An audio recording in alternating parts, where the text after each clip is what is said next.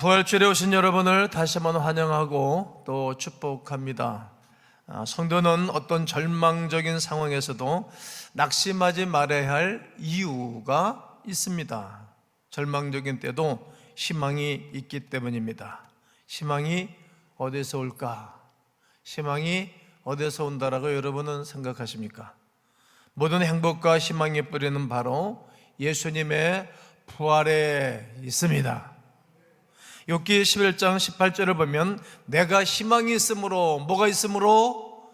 희망이 있으므로 안전할 것이며 두루 살펴보고 평안히 쉬리라. 또 에레미야서 29장 11절을 보면 여호와의 말씀이니라 너희를 향한 나의 생각을 내가 나니 평안이요 평안이요 재앙이 아니니라 너희에게 미래와 희망을 주는 것이니라. 미래에 희망을 주시겠다라고 말씀을 하십니다. 사도행전 2장 26절에는 그러므로 내 마음이 기뻐하였고 내 혀도 즐거워하였으며 육체도 뭐에 거하리니? 희망에 거하리니. 마음이 기쁘고 내 혀도 즐거우며. 여러분, 마음이 기쁘면 우리 말이 기쁜 말을 하잖아요. 그러나 이 두 군데만 기쁘고 희망을 말하는 것, 그러는 가운데 내 육체가 병이 들고 힘들면 행복하지 않잖아요. 그럼 우리 육체도 희망에 거한다라고 고백하는 것입니다. 그런 의미에서 부활만큼 귀중한 것은 없습니다. 부활신앙이 있다면 어떤 고난도 절망도 극복해낼 수 있기 때문이지요. 심지어 죽음도 극복할 수 있는 것입니다. 때가 되면 죽음은 우리에게 찾아올 것입니다. 때가 되면 우리 자녀들에게도 찾아오게 될 것입니다. 그러나 하나님은 예수님 안에서 부활과 영생을 약속해 주셨습니다. 성도에게 죽음은 영생으로 들어가는 관문임을 우리는 잘 압니다. 그러므로 늘 부활신앙을 가지고 부활신앙을 마음에 담고 이 땅을 살아가야 합니다. 부활신앙을 가지고 산다는 것은 이런 의미가 있습니다. 첫째가 자신에 대해 확신하는 삶을 살아야 하는 것입니다. 오늘 본문 1절 말씀을 보면 부활하신 예수님을 본 사람들이 막달라 마리아 또 다른 마리아였습니다. 오늘 28장 1절을 다 함께 한번 크게 읽습니다. 시작. 안식일이 다 지나고 안식 후 첫날이 되려는 새벽에 막달라 마리아와 다른 마리아가 무덤을 보려고 갔더니 주님은 왜 자신의 부활을 12제자 대신에 막달라 마리아와 다른 마리아에게 보여주셨을까요? 막달라 마리아는 어떤 사람이었죠? 7 흉악한 귀신이 들렸던 여인입니다. 예수님이 그를 치료해 주셨습니다. 이렇게 주님으로부터 치유와 은혜를 받은 막달라 마리아는 완전히 변화되었습니다. 그때부터 그는 주님을 사랑하는 사람이 되었지요. 그리고 두려움을 넘어서 주님의 무덤을 남중내도 아닌 제일 먼저 찾아갔던 것입니다. 그 결과 가장 먼저 부활의 주님을 목격할 수 있었습니다. 이처럼 하나님의 은혜는 유능하고 유명한 사람의 것이 아니라 주님을 사랑하고 주님을 추구하는 사람들의 것입니다. 예수님 당시의 여성들의 지위는 매우 낮았지요. 어린 아이들도 노인들도 매우 낮았습니다. 오늘 우리가 이렇게 함께 예배하고 있는데 여성과 어린 아이들은 인원으로 숫자에 세지도 않았습니다. 하지만 교회는 권사님, 여지사님들의 수고와 헌신이 매우 큰 힘이 됩니다. 부흥의 엔진 역할을 해왔고 앞으로도 그리 될 것이라고 생각합니다. 또한 교회는 다음 세대가 아주 중요합니다. 다음 세대, 우리의 자녀 세대를 생각하지 않으면 교회는 순식간에 사라지고 망가질 것입니다. 주님의 사역에는 이처럼 모든 이들에게 큰 영향을 끼쳤는데 여성들도 엄청난 영향을 받은 것입니다. 누가복음 8장 1절로 3절을 보면 막달라 마리아와 요한나, 수산나를 비롯한 여러 여자가 자기들의 소유로 말미암아 예수님을 잘 모셨고 섬기고 사역을 도왔습니다. 그들의 은밀한 후원으로 예수님의 복음 사역에 큰 힘을 얻게 된 것입니다. 사람은 별로 차이가 없습니다. 성경을 보면 믿음이 강한 사람들도 대부분 넘어졌던 사람들이었던 것을 우리는 잘 압니다. 하늘의 불을 끌어냈던 선지자 엘리야도 죽음의 위험이 무서워서 강야로 도망갔던 적이 있지요. 그리고 내 생명을 거둬달라고 넋두리 같은 기도한 적도 있었습니다.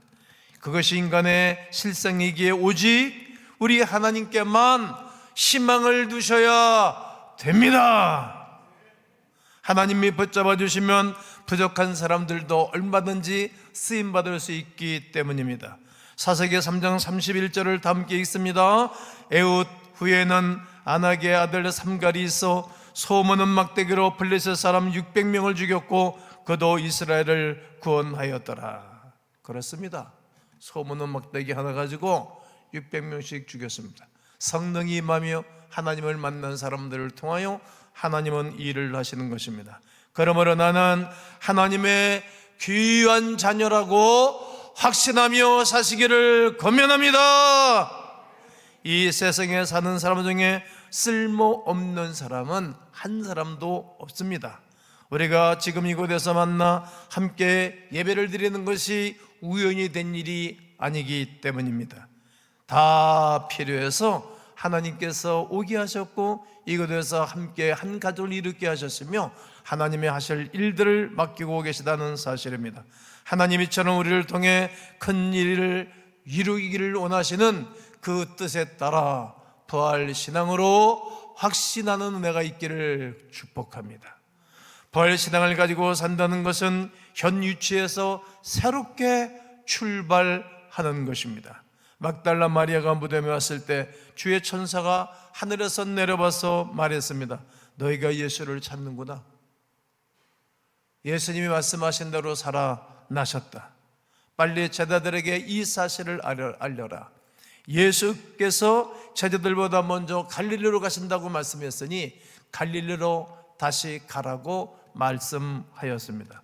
그리고 10절 말씀을 보면 다시 예수님이 직접 나타나서 말씀하셨습니다.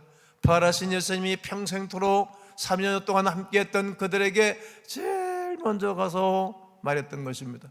왜 예수님은 화려한 예루살렘이나 12 제자 외에 제자들이 가장 많이 배출된 예루살렘 인근 베다니에서 만나자고 하지 않고 왜 멸시받던 변방 지역인 갈릴리에서 만나자 이렇게 말씀하셨을까요? 갈릴리는 예수님의 복음 운동이 처음으로 시작된 장소입니다. 갈릴리에서 만나자는 것은 첫사랑을 회복해 그리고 다시 시작해야 되겠다. 첫사랑을 회복해라. 그리고 다시 시작하라는 거예요. 부활절에 오늘 이 말씀이 여러분들에게 전해지는 것은 첫사랑을 회복해라. 그리고 다시 시작하라. 주님의 음성으로 듣고 현위치에서 새롭게 출발하는 계기로 삼아야 하는 것입니다. 때로 어려움이 있어도 결코 꿈을 포기하지 말아야 됩니다. 다시 새롭게 출발하셔야 됩니다. 이미 늦었다고 해서 포기하서는 아니 되는 것입니다. 아직도 해보지도 않고 일찍 포기하는 것은 아주 손실입니다. 남의 탓, 환경, 다른 사람 때문에 그래 경제력도 탓도 하지 말아야 됩니다. 있는 장소에서 다시 시작해야 하는 것입니다. 교역과 청소년부 청년들도 마찬가지입니다. 나이에 많고 적음에 상관이 없습니다. 지금부터 시작하면 되는 것입니다. 신명기 11장 12절에서 우리 하나님은 뭐라고 말씀하시는가 한번 읽어봅니다. 시작. 내 하나님 여호와께서 돌아보아 주시는 땅이라 연초부터 연말까지 내 하나님 여호와의 눈이 항상 그 위에 있느니라. 연초부터 연말까지 항상 하나님의 눈이 그 위에 있다는 것입니다. 항상.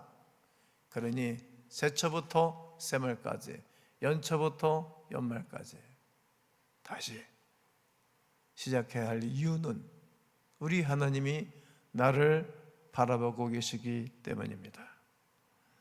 여러분, 부활의 주일 아침 오늘서부터 다시 시작하시면 좋은 일들이 준비되고 좋은 일들이 생기게 될 줄로 믿습니다. 하나님은 자기의 자녀들이 환경을 탓하지 않고 꿈을 가지고 분발하여 다시 살라고 말씀을 하십니다. 잠시 어떤 때는 고난도 허락하시고 어떤 때는 실망도 주시기도 하고 어떤 때는 어려운 난간에 부딪히기도 합니다. 그런 모든 것들은 하나님이 축복을 준비해 놓으시고 어떤 때는 축복을 보려 놓으시기도 하시지만 하나님이 좋은 선물을 준비해 주신 것입니다. 그러므로 고난 중에 원망, 불평으로 믿음을 이겨내기를 기대하시는 하나님의 마음을 아프게 하기보다는 부활의 신앙, 부활하신 주님이 찾아오셔서 평안해봐, 두려워하지 마라, 그리고 다시 한번 시작해봐라 하시는 주님의 음성을 들으셔야 됩니다. 여러분, 남정네들은 다 도망갔어요. 남정네들은 다 옛날 하던 일들로 갚으렸어요. 관심이 없습니다. 그러나 사랑받은 사람, 하나님 앞에 사랑받은 그 은혜를 머물고 있는 사람들이 여기들이 찾아왔다는 거예요. 제가 오늘까지 목회를 하고 오늘까지 살아오면서 변함없이 끊임없이 고맙고 감사를 표현하는 사람들이 있는가 하면 10번 사랑을 받고 한 번 문제가 터지면 그냥 돌아서는 거예요. 그러면 그 은혜가 없는 것입니다. 다시 새롭게 할 일을 찾아 시작해야 할 것입니다. 2024년도 부활주일을 기억하십시오. 죽었던 꿈, 비전을 살리는 귀한 주일이 되었으면 좋겠습니다.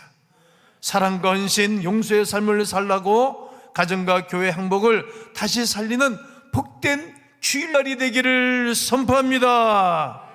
부활의 신앙을 가지고 산다는 것은 기쁨과 평안으로 사는 것입니다. 오늘 보면 8절 말씀을 보면 두 여자는 예수님의 부활 소식을 듣고 무서움도 있었지만 크게 기뻐하고 있는 것을 찾아볼 수 있습니다. 그리고 그것을 떠나 제자들이 있는 곳으로 가려고 할 때 주님이 그들에게 나타나서 하신 말씀이 무엇입니까? 평안하냐? 그리고 무서워하지 마라. 두 단어입니다. 오늘 마태복음 28장 9절과 10절을 우리 남성들이 9절, 여성들이 10절을 나눠서 읽겠습니다. 남성들이 9절 시작.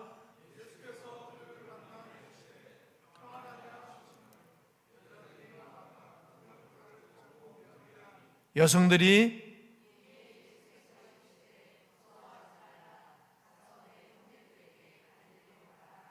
아멘, 아멘. 그들을 만나 이르시되 평안하냐? 너 불편하구나. 도대체 머리가 정리가 안 됐구나. 믿음은 그런 거거든요. 머리가 정리가 돼야 되는 거거든요. 그리고 가슴이 뜨거워져야 되거든요. 그리고 이제 의지적으로 살 때 온전한 신앙생활을 하게 되어지죠. 그러다가 지정의를 갖춘 신앙이라고 말하죠.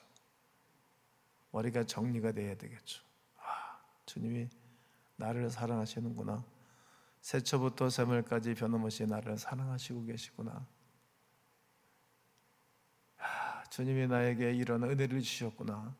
자꾸만 은혜를 찾으셔야 되고 아침마다 감사를 하셔야 돼요. 저는 오늘 아침에 행복했어요.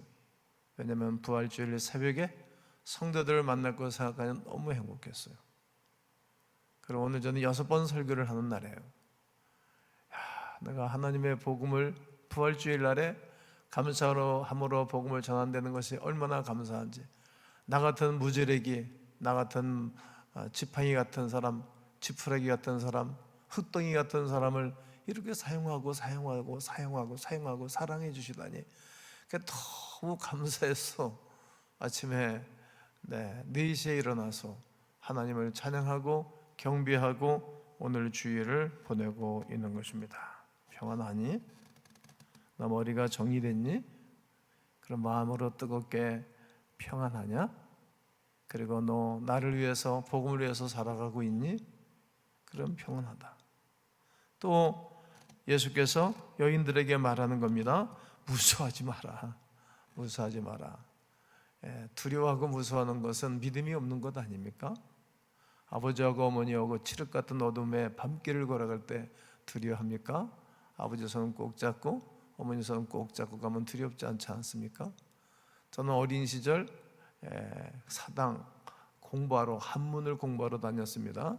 그때 우리 아버지가 제일 먼저 첫날 갈 때는 손잡고 갔다 왔습니다. 칠흑 같은 어두운 밤에 그 앞에 상두관, 사람 죽으면 상여 두는 데 있잖아요. 장례칠 때 쓰는 기구, 그 앞을 지나갈 때 아주 머리가 죽비 쓰고 어려웠어요. 근데 아버지랑 같이 가니까 전혀 무섭지 않았어요. 그런 다음에 이제 네 혼자 다니라고 공부하고 오는데 말이죠, 아주 혼났어요. 아버지랑 함께 다니면 무섭지 않아요. 우리의 하나님 아버지와 우리와 동행하는 삶을 살면 무섭지 않아요.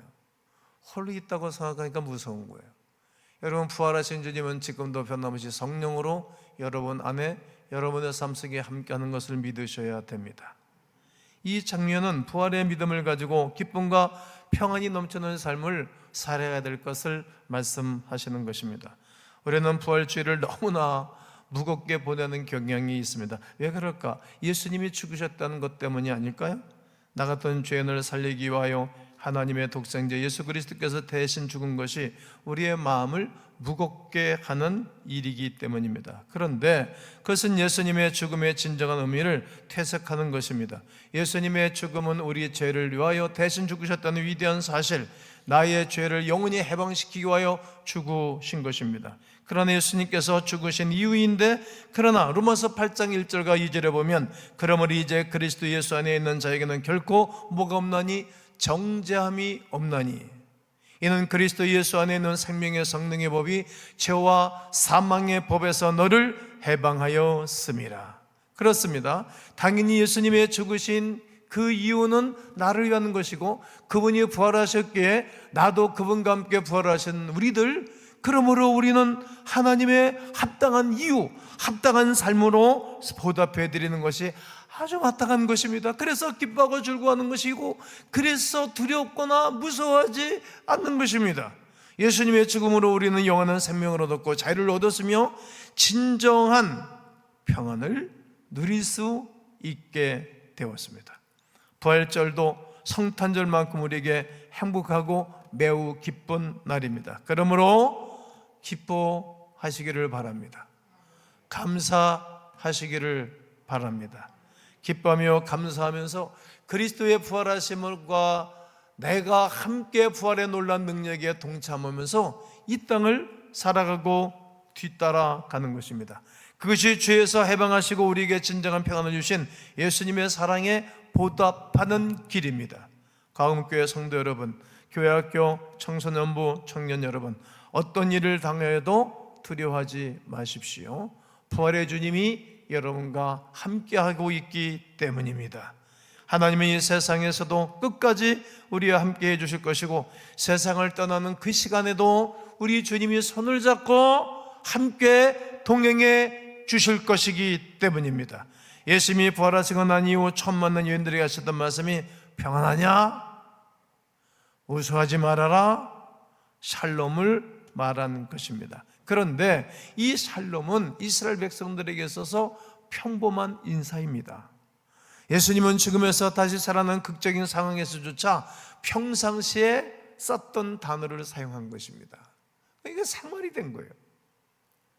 사람들에게 보통 인사말은 샬롬하시면서 두 여인의 마음에 기쁨을 주며 평안함을 주셨던 것입니다. 우리 한국 사람들의 만나는 인사가 어떤 것입니까? 안녕하세요. 그리고 식사하셨어요? 이게 우리나라의 일상적인 인사법이죠. 우리 주님은 두렵고 떨고 있는 그들에게 평범한 인사를 나눴던 것입니다. 여러분, 은혜는 평범한 거예요. 여러분, 밥을 먹고 살고 집에서 살고 옷을 입고 살고 사람들 만나서 사는 거, 이게 하나님의 평범한 은혜예요. 이게 다 1번 은총이라는 것이죠. 1번 은총을 우리가 다 받고 사는 것입니다. 하지만 샬롬은 또한 특별한 인사이기도 했습니다. 예수 그리스도께서 십자가의 죽음을 이겨내시고 부활의 신앙으로 참된 평안을 우리에게 주시기 때문입니다. 그렇습니다. 참된 평안,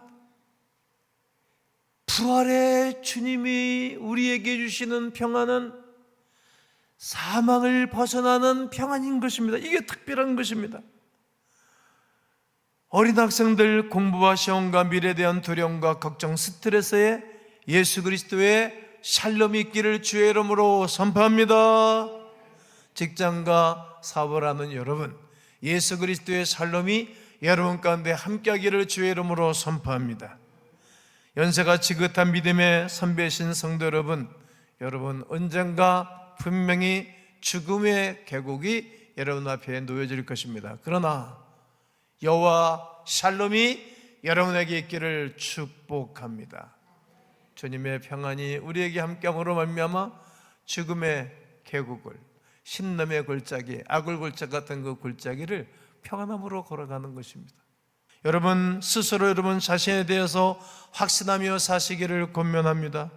지금부터 새롭게 한번 출발해 보시죠. 공부하다가 지친 여러분, 다시 한번 시작해 보시죠. 인생을 살다가 포기하고 싶으신 분, 다시 한번 시작하시죠. 죽으셨던 주님 다시 부활하시던 말이죠. 그러며 그분이 주시는 기쁨과 평강이 여러분 가운데 있어 승리하는 2024년도 되시기를 주 예수 그리스도의 이름으로 축원합니다.